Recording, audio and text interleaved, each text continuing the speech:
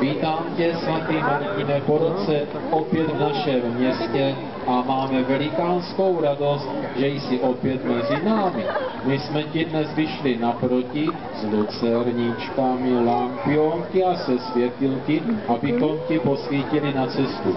A já bych se chtěl zeptat, jestli ses mezi nás těšil.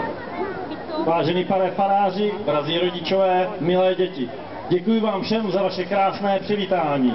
Děkuji též za to, že jste mi tak krásně svými lampiony posvětili na cestu, neboť váš průvod byl vidět ze samotného nebe.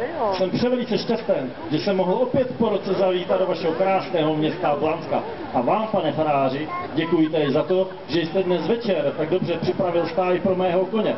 Víte, je to sem dálka a můj kůň si musí po tak dlouhé cestě dobře odpočinout. Děkuji vám.